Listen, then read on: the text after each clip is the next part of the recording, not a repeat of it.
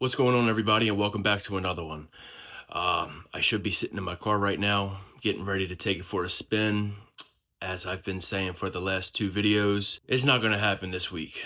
It's a touchy subject, but it should for sure happen next Sunday. I try to upload every Sunday evening. I try. Sometimes I might be late by a day. Sometimes I might be late by 3 days. But for those out there that do it, you know that this part right here is the easy part. The hard part is trying to get the editing right, trying to make it short but informative. All my videos are probably 30-40 minutes long, easily. And I have to cut that down into 20 minutes because I don't want a bunch of clips of me just silent in between sentences. So I cut all that out, even if it's 0.1 seconds, I cut it out. I try to cut out all the ums and likes that I do. But yeah, so that's another thing I do. But yeah, so it's time consuming. And when you're not making a living off this, you guys understand what I'm saying. So next Sunday, for sure, if this video is up this Sunday, next Sunday, for sure, we'll be driving this thing. I honestly already started that video.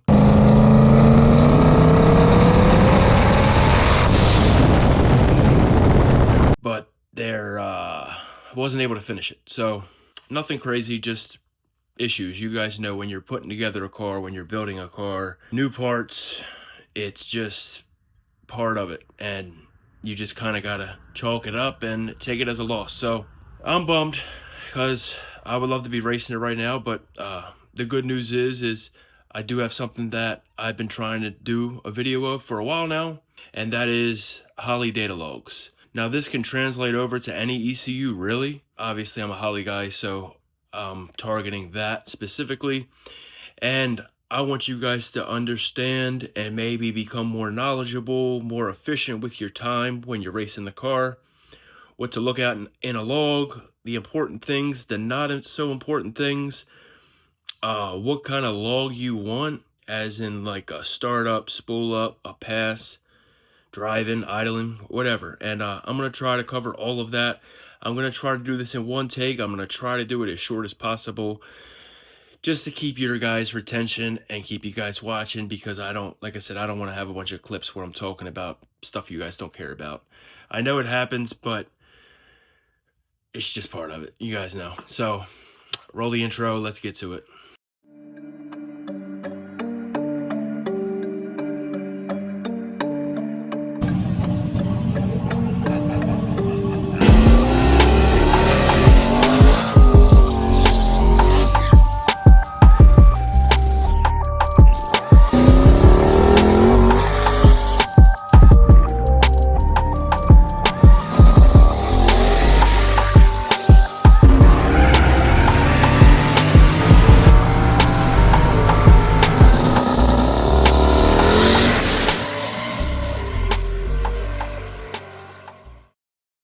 Alright guys, you know I don't have any of that fancy screen recording stuff. I could probably get it, but this computer's way too slow. Well, actually, I'm wrong. This is my brand new one. This one would probably do it, but this is strictly for tuning. My old one is strictly for customer cars, and then my Mac is obviously for whatever I need to do on the internet. So I try not to overload them, but speaking of that, if you guys need any assistance with your Holley stuff, if you need any kind of remote tuning, I'm here. Message me on Instagram, preferably. If you have to, you can do it on Facebook. I'd rather you do my personal Facebook, which is John Lunner, JONLUNNER. I don't get on the Be More Fox Facebook enough to see your messages. I'm always late, so if you really need it ASAP, get with me on Instagram or my personal Facebook. So let's get to it. Since I said I'm gonna try to touch on all of these, and I'm gonna try to do it all in one cut, so you'll hear me say and stutter and drag things out a lot. So I said I'm gonna cover everything. So first we'll start with a startup. And I'm going to be super basic, super fast. This is for the guys out there that do it on their own. And just to give you some pointers, that's pretty much it. So I have my own folder right here, the cold start tuning. and you can copy all what I have if you want, if that helps you better. But all of my folders up here, they're all edited, and they're all pretty much the essentials of what I need for all of these. So I have a whole cold start tuning one. So this is for startup, and it can be for idle. So the IAC is going to do what it does. The goal with that is to have it between 2 and 20% at idle when it's warmed up at 170, 180. When it starts, when it hits that start RPM, it's going to go for however long you want it to go for, and then decay out. We'll just knock that off for now. Target idle. So that's when it gets into actually idling and out of startup mode. So mine is about 3 seconds. Now I'm not going over my settings with this, I'm just going over how to view a log, so don't get that mixed up. I will be getting to the better stuff as well. So main thing you want to look at a cold start is make sure it's not going too lean or too rich. You do want it to go a little rich on the startup. So it's good to have air fuel and target air fuel to see where it's at. This green line is target, that's real. So obviously you have your coolant and your after start enrichment.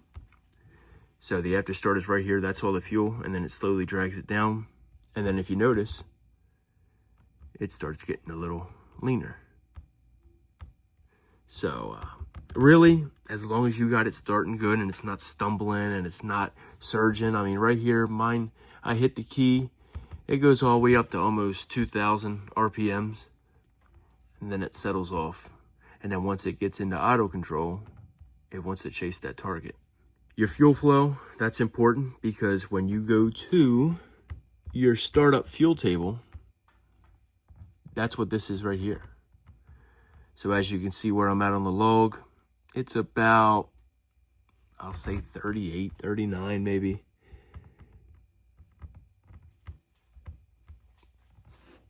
Okay, so 40. So no, this is really important. So when you look back at logs on a cold start and you say, hey, it's going a little lean, too lean, or it's going a little too rich, that way you know what it started at least, and you have something to work off of. So you can lower that, you can raise that, whatever you need to do. All right, so next one up is a cruising log.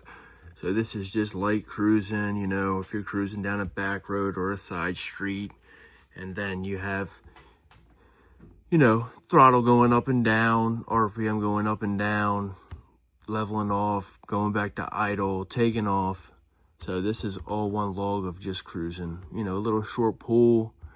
It's always good, especially if you're starting out with a whole new build, to do this, because obviously you want it all dialed in at wide open throttle, but you want it to drive good too. You don't want it to be stumbling. You don't want it to be shaking. You don't want it to be stalling when you come to a red light or a stop. So it's good to get all these numbers dialed in as well. This comes in handy as well. The rate of change on the TPS and the rate of change on the map. Map never really does too much. That blue line is solid, so it doesn't really do much, especially on a turbo car, unless you're starting to get into boost. But your main thing is the TPS rate of change.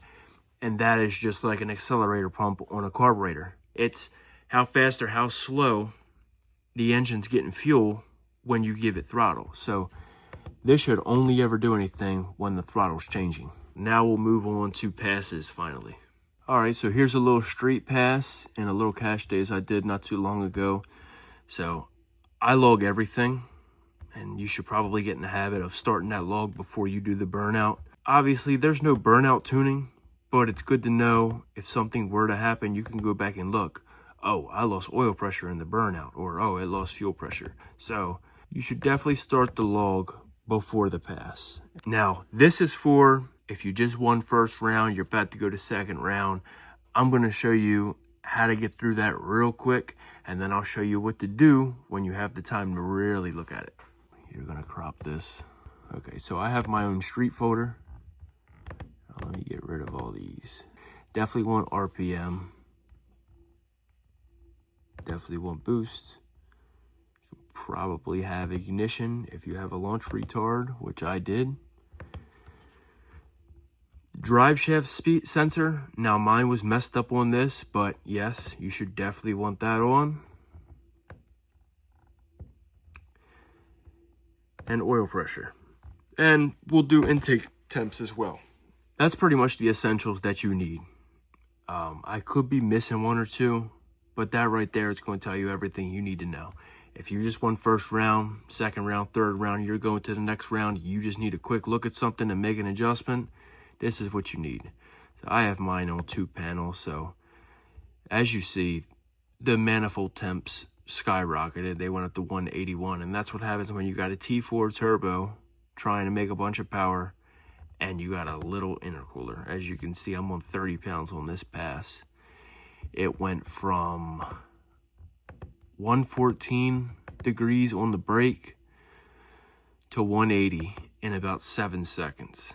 So we're gonna get rid of that for now so you guys can better see it. Let's look at the vitals first. We've seen the intake temps, so you should look at the oil pressure. This was before when I had the 4.8 and the bearings were on their way out. So it peaked at 65 and then it tapered down at the end of the run to 56. So not terrible, but it could be a lot better. So you can look at that. Okay, engine's healthy. I can race the next round. Boom, we're good there. You definitely want to check all your vitals before you worry about the tune-up and getting the tune-up right and a boost curve and all that. This means nothing if you got an oil pressure issue. All right, so you know, we'll start with the spool up. If you had an issue with the spool up, if it was slow, if it didn't make the boost you thought it wanted to make, if it stumbled, you know, you're going to want to look at this, and you're probably going to want to look at the air fuel. So you can see mine was pretty on point. I didn't have a problem spooling up. I hit the gas, and 4.5 seconds later, I was on the 2-step. So, or the 3-step, sorry.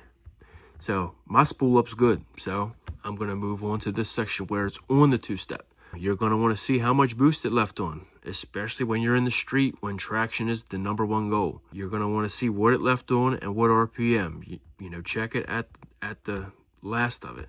Don't check right when it gets on the 2-step, because right here, that's 10 pounds. It didn't leave on 10 pounds. It left on 12.2 at 3850. Probably closer to 4,000, 3,900. Yeah, I believe the 3-step was set to 4,000. So 4,000 at 12.2 pounds. And if I remember correctly, it took it for the conditions, that is. You see this little hump right here? That's because I had a timing retard put in it. And you can see I pulled about 10 degrees right here. And then I randomly just pulled 6 degrees. I pulled 6 degrees at the 1-2 shift. This was right after I got the air shifter, so I knew exactly when it was going to shift. I didn't want it to knock the tire off. If your converter's tight, especially on no prep, you're going to want to do this, because if not, it's going to hit the tire and you're probably going to lose traction when you go into high gear or second gear. 5,500 RPM drop, that's not good at all. Rod bending territory right there. 30 pounds, 5,500. Well, let me get the timing retard out of here. So an indicator to see how your car did with traction would be a correct drive shaft sensor. And for video purposes, I'll just smooth this out a little bit. Okay, there we go.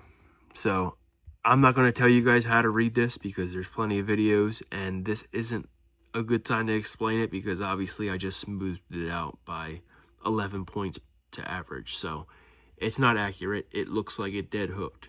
You know, usually it'll be a little hump right here, and then it'll dip down, and then it'll go back up. And that'll either be from it losing the tire a little bit and then gripping, and then your timing pull, or it could be, you know, left on too much boost, and, you know, the suspension wasn't all the way topped out. You know, it could be multiple things. So that's usually how it will look. Oh, this is my timing, and you can see how it affects RPM. You can see it drop right here. And with me having 1 degree, that's exactly why it dropped so much on the shift. Now I'm looking at it. But yeah, you know, that's what you want to look at quick. If it lost the tire, there's going to be spikes in the drive shaft sensor. If you don't have a drive shaft sensor, then you need to read the RPM trace. You see this right here? If I was on a track on radials, this would be perfectly straight. But since we're on the street, it's bumpy, there's grooves, there's crowns in the road, I'm on a slick, multiple variables. That's why it's so bumpy. Say, okay, I think it could take more. You know, say it dead hooked the tire. Okay, I can add more boost here. Say it got a little hairy out here. Okay, let me take it out. Let me take some boost out a little bit. Let me slow down the ramp, whatever it is. As you can see on this pass, I was on about 30 pounds.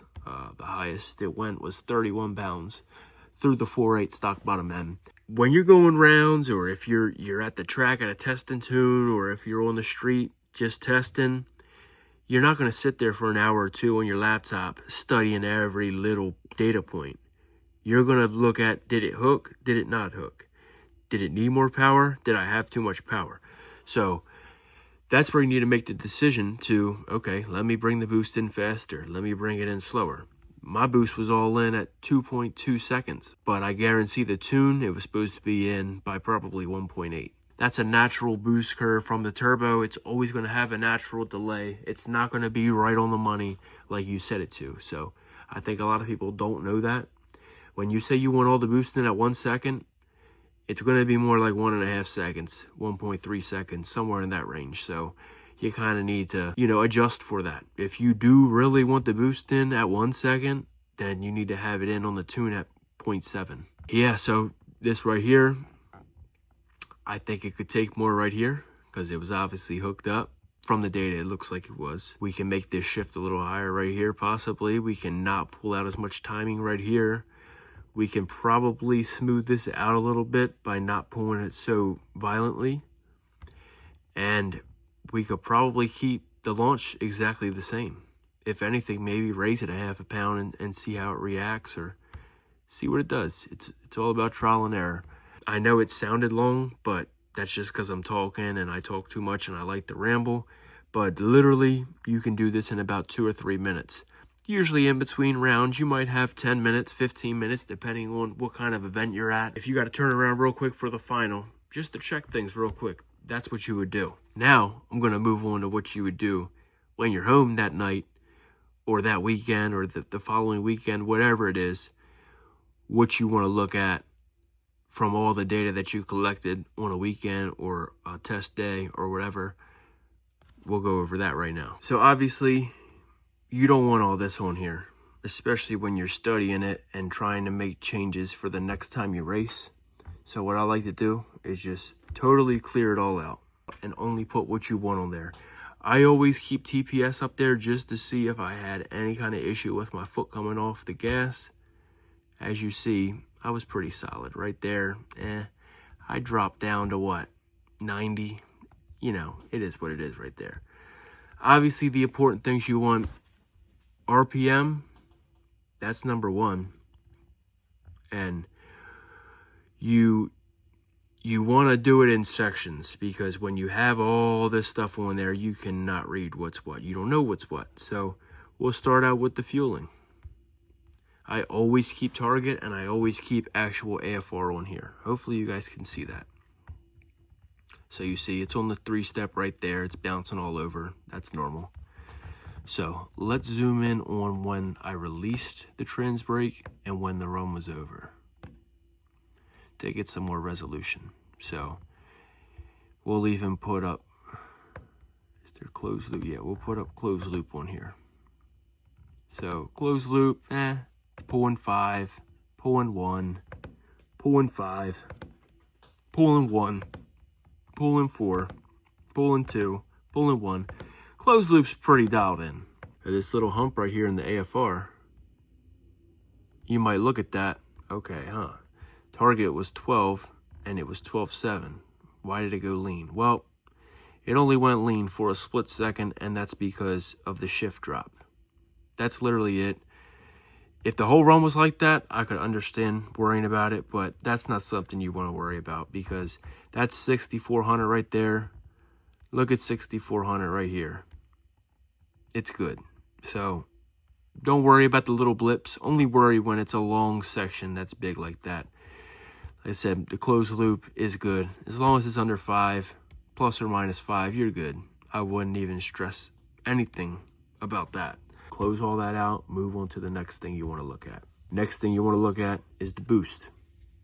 Probably looking like, why would the boost be going down? Well, that's because this is the run where my CO2 ran out. That's how much it was supposed to make, the blue line, and that's how much it made. So it slowly went down.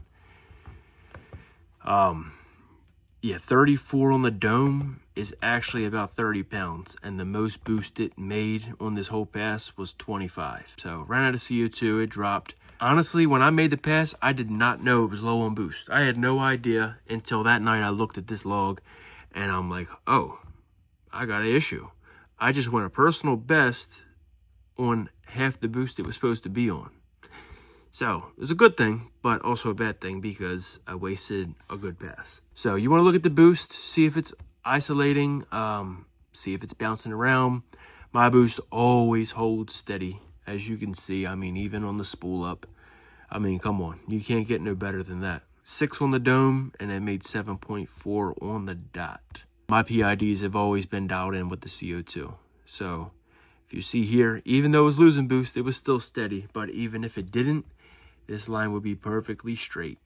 And just going with the RPMs, because the higher the RPM, the less load, so the boost kind of wants to dip off. But when you shift, you get more load at low RPMs, the boost will come right back up and then taper off as you shift it out, as you rev it out and shift it. I didn't feel it, so I wouldn't know. This was the last pass of the day. So I was, I didn't look at the log until that night. You can look at timing, see what the timing's doing. Timing's pretty solid. It's steady. It's not bouncing around.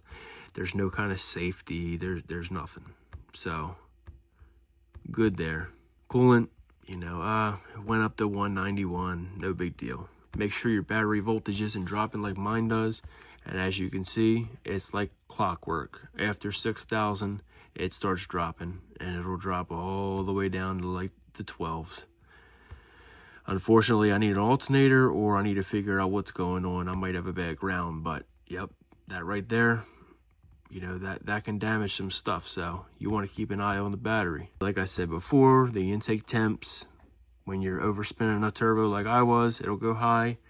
Fortunately for me, it only went up to 160 because I was on lower boost, and you can see it just goes right down. I don't know if you guys can see that or not, but yeah, it just goes right down. And that's because I didn't have no boost in it. Really important thing is oil pressure. This was on a fresh motor for me, so obviously that's an ideal thing to look at. It only went down to 70 on the pass, which is perfect. Oil pressure is great. Fuel pressure, you want that to follow boost. So my suggestion is throw up boost with the fuel pressure. Okay, it's pretty parallel, so you're good there. Always check that. Like I said, that's not something you're going to check when you're in between rounds or you're trying to be quick to make your next pass. And then for me, I have the gears because mine's air shifted, so you can see where it commanded it. It commanded it to shift at 6,600, but it didn't shift until 7,500. That's because I got a bad valve body. So I'm going to go to another log real quick. So this is another example of something that happened. So I also have a safety screen because I have a lot of safeties in this car. I got safety 1, safety 2. So as you can see, we got a safety going off. Why is there a safety going off? Well, that's because my fuel pressure delta is in the threshold where it's going to kill ignition, or it's going to kill boost. It's a boost cut because the fuel pressure is just a little too far off. I'll go back to the other page real quick. Go to fuel pressure and boost. You can see it's pretty close here. So I have these scaled to be pretty close and to run parallel with each other, and you can see spots where it's not 1-to-1. Well, my fuel pressure is never ever 1-to-1. So my safety kicks on as soon as it's over, I guess it was 6.5 delta. Say your base pressure is 40 and you're making 20 pounds. So you want that to be 60. So my threshold is you can't go no lower than 54. Don't pay attention to the percent. 6 is just the number of the difference in fuel pressure and boost. So your base pressure, whatever amount of boost you're running, that's how much you should add to the fuel pressure. So if that's off, you know, you need to set up some kind of safety. 6, honestly, I'm not worried about that. That's why I loosened it up when we were there. I made it tight on purpose, so I put it right back where it was, and I believe that's 8.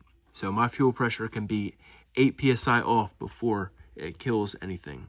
And as you can see, it never got lean, nothing. So it stayed on target with the AFR.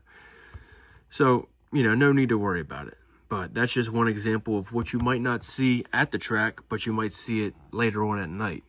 And I hope you guys can see this screen. I really do, because on here it looks pretty dark, but hopefully you guys can just hear me talking and understand a little bit. I know this has been going for about 30 minutes now, so I'm going to have to cut it off. So if you have any kind of questions about what I just went over, I know it's a lot to take in. I know I'm going to try to make it as short as possible.